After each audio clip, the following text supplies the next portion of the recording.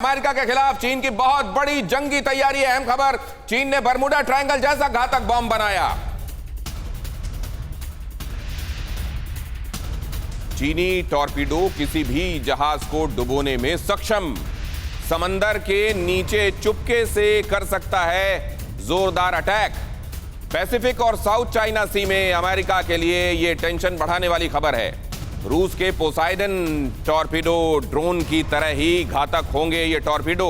South China morning post की एक report में बहुत बड़ा खुलासा, जिसमें उन्होंने ये कहा है कि हम इसको पोसाइडन जैसा बड़ा नहीं रखेंगे, बल्कि ये छोटा होगा, बनाने में कीमत भी कम लगेगी, लेकिन ये घातक उतना ही होगा और एक हफ्ते के अंदर अंदर पूरा प्रशांत महासागर क्रॉस करके अमेरिका के ठिकानों को ये विध्वंस कर सकता है। और यह भी बताया गया कि 10,000 किलोमीटर तक ये जा सकता है। यह भी कहा गया कि चाइना ने इस बात का ख्याल रखा है कि अगर हम रूस जैसा पोसाइडन बनाएंगे तो पोसाइडन तो पूरे के पूरे एक आइलैंड को समाप्त कर सकता है, पूरी एक कोस्टल सिटी को तबाह कर सकता है, लेकिन ये रोज रोज नहीं बनाए जा सकते। पोसाइडन को कैरी करना, हैंडल करना भी बड़ा मुश्किल है। क्या आप अपनी कृषि भूमि से 10 गुना ज्यादा कमाना चाहते हो तो फ्रीडम ऐप को अभी डाउनलोड कीजिए और साधकों से सीधे सीखिए।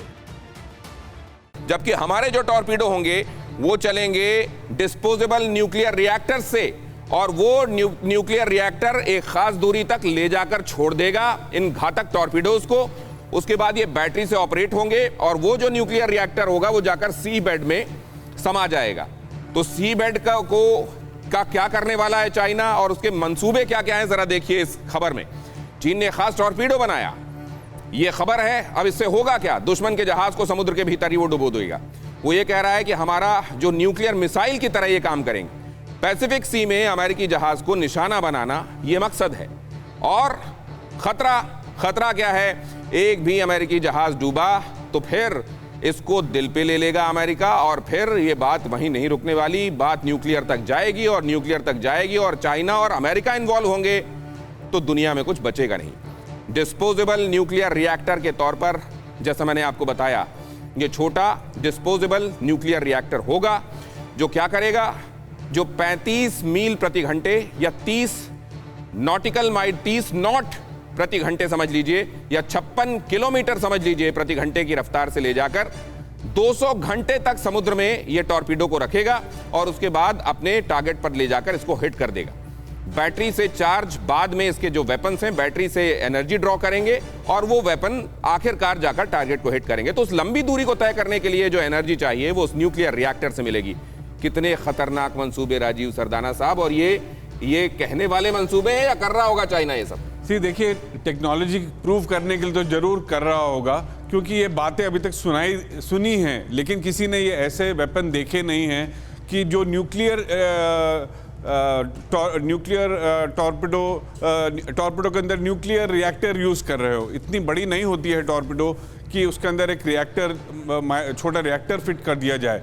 ये सुनने में आश्चर्यजनक है, लेकिन यदि उनकी रिपोर्ट आई है तो जरूर इसके पीछे उनकी कोई मंसूबे भी होंगे। और लेकिन अब ये कह रहे हैं, सोचिए सर, इस तरह के घातक हथियार बनाने के बाद ये क्या कह रहे हैं कि यहाँ पूरी दुनिया में अमेरिका की वजह से अस्त्र शस्त्रों की होड़ लग गई है। आसिफ साहब, ये असल में कौन किससे कम है? देखें, कम तो देखा जाए तो कोई भी किसी से नहीं है। ये बड़ी एक सुपर पावर्स की जब बात हो रही है तो उस सिचुएशन को देखते हुए ये मामला बिल्कुल इस गंभीरता से लेनी चाहिए जो अभी आपने खुद यूक्रेन और रशिया का जो जिक्र किया, और आपने कहा कि लोगों में बड़ा कन्फ्यूजन था कि क्या होगा नहीं होगा, टू बी और not to be, that is the question वाली जो बात थी।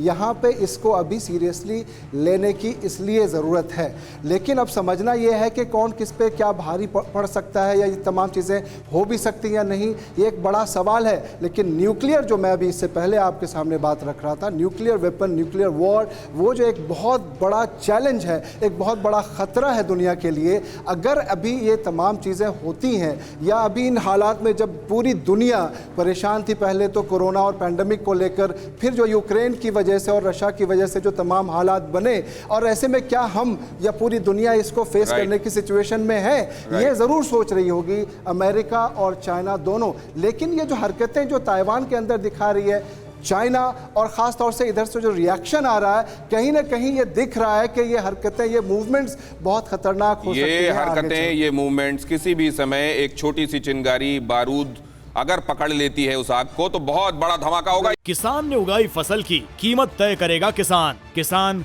खुद अपना मालिक बनना चाहिए। फ्रीडम ऐप डाउनलोड कीजिए और खुद अपना मालिक बने।